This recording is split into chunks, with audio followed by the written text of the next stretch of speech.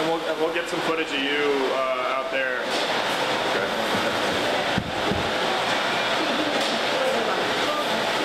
So what? You work with the ice cream? Yeah. Is that right? Okay. Is that all you work with?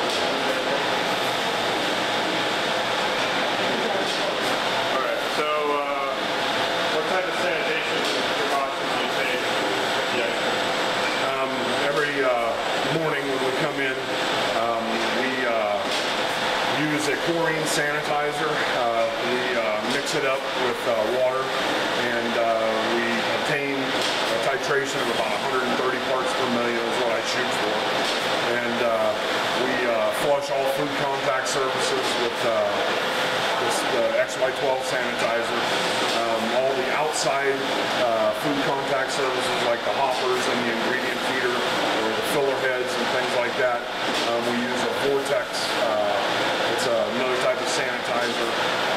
And we have like sanitized hose stations that we sanitize the outside of the equipment just before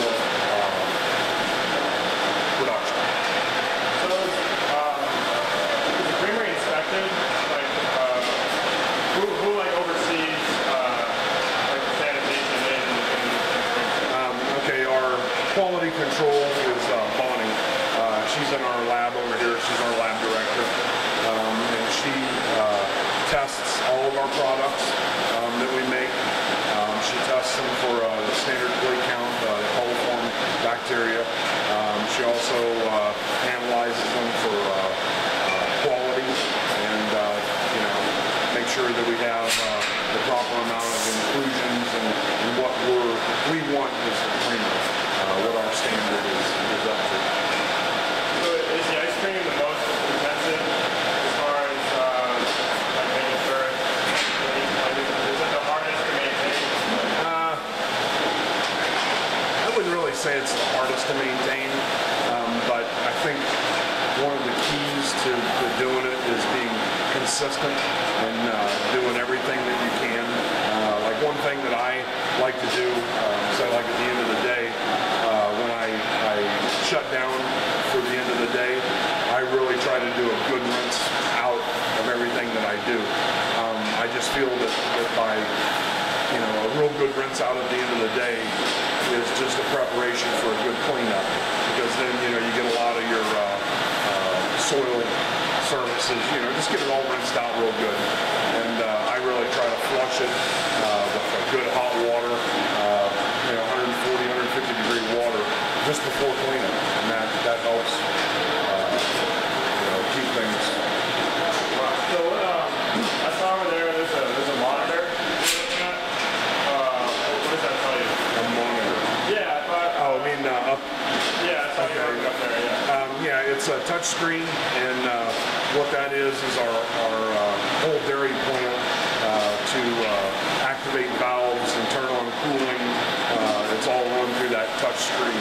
So like if I want to open a valve and I want to take ice cream mix out of ice cream mix tank number 1, and I want to go to flavor vat 1, or I can select flavor vat 2, flavor vat 3, I can program in the amount of gallons that I want. So I can even take it and program in say 150 gallons ice cream mix, and I can dispense the correct amount in there.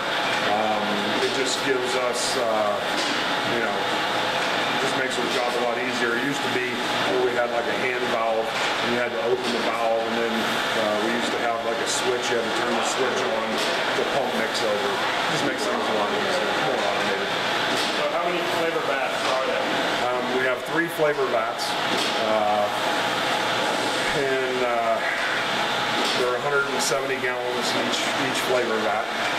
They have cooling jackets on them, agitation, and that's where we put our liquid ingredients, our liquid flavors.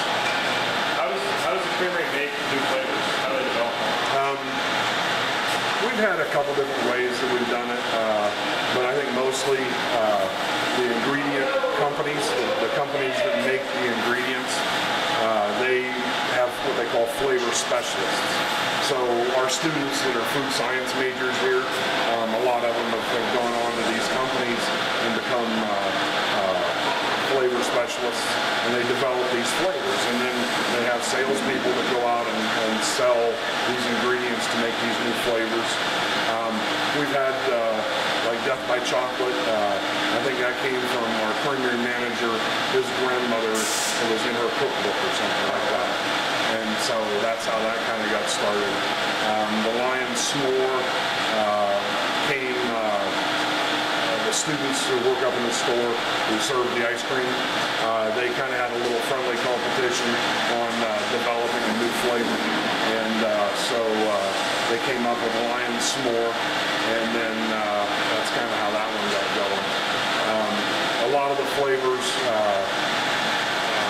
like flavor companies will give us the idea and we might tweak it around a little bit and do it our way. It's what makes your product more unique, more, you know, the creameries, we do it the creameries way, you know what I mean? Right. So it kind of does it that way.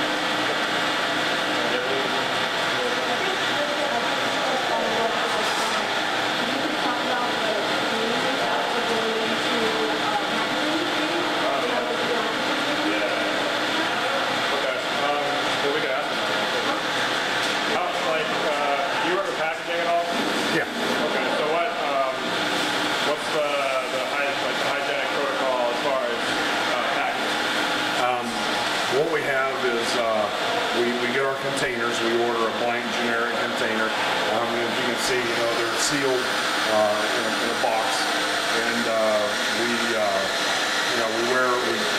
wash our hands before we even go into an environment, and we wear rubber gloves, and just, you know, we'll load the half-gallon containers into the machine, and we direct the product into those containers. And you know, if a container was ever to fall and hit the floor, it's discarded. You know, if it's has an appearance that is off and even color or looks soiled in any way, it's discarded. We wouldn't take any chances like that. You know, just you know, really being observant to your surroundings.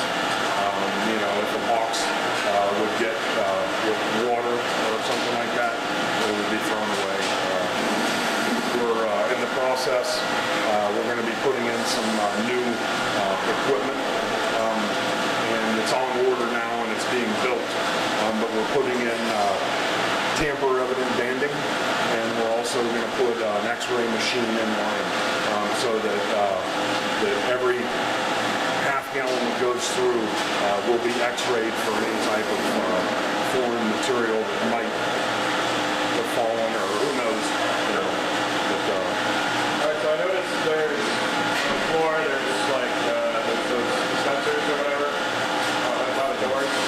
oh yeah, yeah. So what is that exactly? What are they? What it is it's like a foot bath. Anybody who walks into a food processing area, one of the ways that they can bring dirt or something in is through their shoes. And so what the foot baths are, it's Quat is the name of it, and it's a sanitizer that when you come into this food processing area, this foaming solution gets on your feet to keep any kind of dirt or soil or anything, you know,